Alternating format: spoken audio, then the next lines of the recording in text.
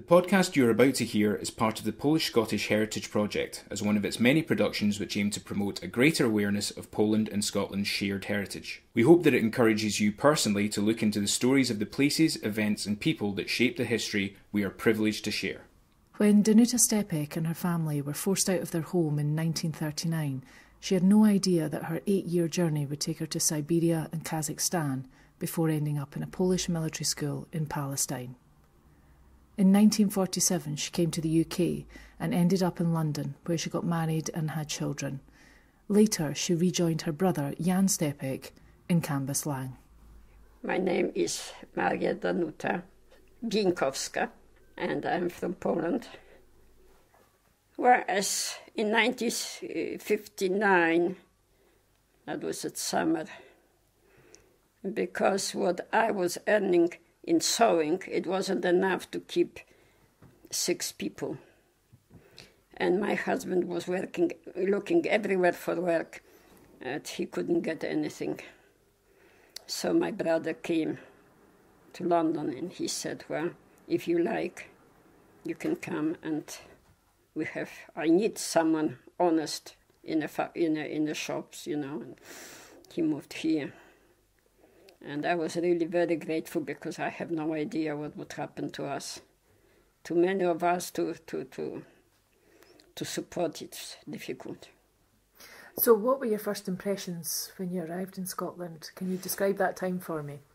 Well, that's the first time I had contact, mostly with Scottish women, because all the Polish men were married, you know, to Scottish women, because there was no Polish women here, you know, and they were very friendly. But we couldn't really afford, you know, to join them. They were joining us. Falkirk, we used to go quite often to Falkirk, you know, there was 4 Polish clubs there and 2 Polish clubs in Glasgow. My sister-in-law was Scottish. I have the best opinion of her. So what was your life like in Scotland then when you first arrived? How would you describe it? Very good. Very good, because we were progressing from one to another, you know. And I was so happy. I kept saying to my children, I hope you do very well at university, that you don't need to work physically, because it's difficult. I'm not against physical work, but, you know, whatever you earn is not the same as you're educated and use your brain. And luckily, they listened to me. They passed. They all went to university and passed with good results. And straight away they got the job. I didn't tell my children anything about my past until they practically finished university. Because, well, someone was criticized me, you know, that, I said, listen, I would suffer more if I start telling child what I went through in Russia and in my life, and I see disbelief in his face. I would suffer more than what I went through, because I want the child to know that what I went is true. And I forbid my children ever to say, Mother, I'm starving. I said, you are hungry. You're not starving. You just don't know what starving means. And they know. They never say starving. even grandchildren. So when you arrived, what kind of place was Cambuslang? People were very, very friendly. And in fact, you see, at Christmas parties, things like that, I was invited. And when my daughter started going to school, she was passing the shop with the sweeties. And of course, she didn't have the money, so she would go and ask for this sweetie and this sweetie, you know. I knew nothing about it. And one day, the shop owner said, excuse me, you know, you owe me some money. I said, how? Well, Bożena is coming, you see, and well, I can't say to her, you know, she can't have it. She can have it, and I know that you pay for it. You know, that kind of thing. It was really very friendly, very friendly. So you mentioned that you were part of some Polish clubs and that kind of thing. I mean, what sort of things did you all do together? When I was 62, well, at that time, of course, the Pope, Polish Pope became, and he was coming to Scotland, and we wanted to organize choir, to sing for Mass and things like that. And I said to my children, you coming, you joining, because... And I was bringing them to Polish club, and, they were learning to sing. Yes, but the winter arrives for them skiing.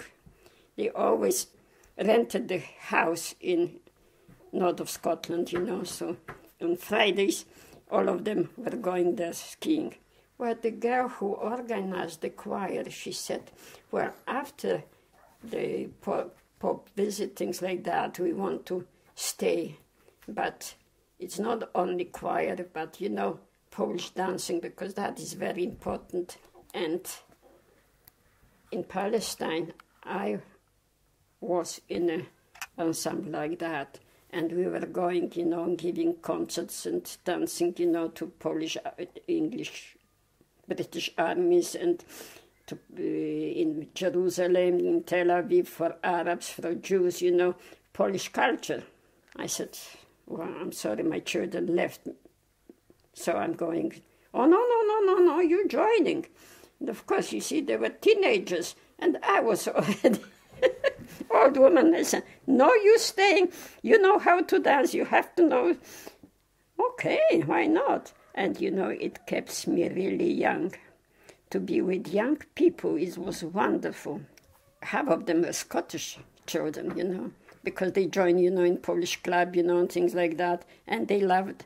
And in 1989, when Poland, Solidarność, and, that kind of thing, we needed money, so we were giving concerts all over Scotland, collecting money and clothes and things like that to send to Poland.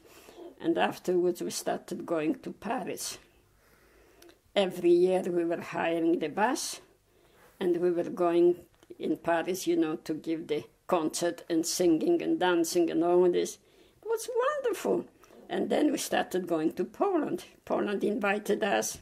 So that was a group of dancers, or... Yes. And were you, at that point, were you kind of running the group? Oh, no. I was one of the nicest dancers, yes. I could. Until, we were training in Poland, and it was raining, and I had the ballet shoe. I went to outside, and I came back and we were making... But of course the shoe was wet, and I tripped, on the floor, and I hit my head, on a wood thing. And, oh God, I don't know, maybe at that time I cracked my things like that. And I said, oh no, not anymore, dancing, because I just couldn't do it. I was scared, so only singing. My husband died 2 years later, so I just left the whole thing, just... But I was there for 10 years, so that makes me... I really enjoyed it. What was the name of that group? Risse. Risse, that means the top of the mountains. So you stayed in Cambuslang and you did your alterations and that kind of thing. And then what happened? Because you moved to Pollokshields. Yes, because the doctor told me not to sew anymore, because my bones were very brittle, and he said, no, you're not allowed to work. Well, he was a neighbor, so he knew me very well. And I thought, well, we went on that holiday, and for the first time I've seen bed and breakfast. I thought, that's wonderful. How much? Just one night, $175. When I have to work, for 3 days to make the dress. So you can imagine how quickly I started taking money. I'm making money. And I could go on holiday. I could do so many things. Wonderful.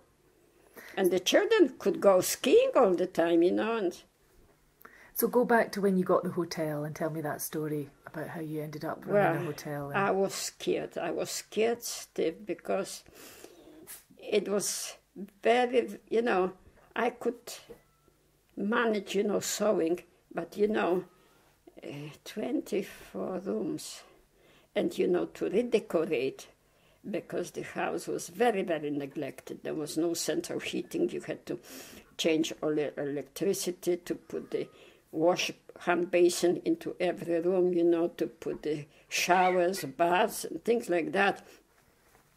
I don't know where I knew how people would like it. Because, as I said, since I left Poland, well, in fact, we never had running water. Like that. And I thought, if they pay money, surely they want everything, right. And Spike Milligan was twice, and it was so funny because, I was treating everybody the same way. There was no, no, well, come, that's bad, and things like that. And we started talking about that, and he said that he was in Polish Second Corps, and he said since he left Polish army, he became teetotaler. I was laughing. And then he said, well, could you give me a bill? And I said, yes. I'd give him a bill, and he gave me much more. I said, well, you make a mistake, Oh, no, that's for extras. I said, well, there's no extras here.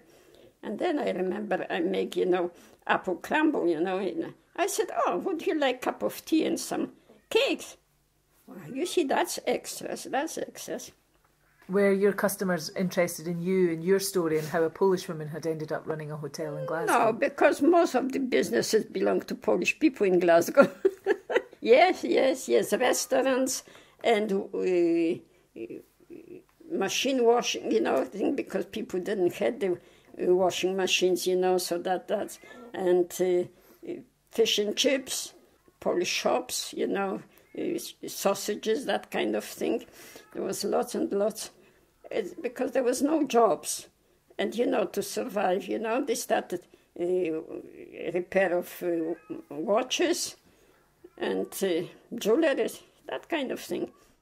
This project would not have been possible without the support of our sponsors, including the Consulate General of the Republic of Poland in Edinburgh, and the enthusiasm and hard work of our project volunteers, for which we are extremely grateful.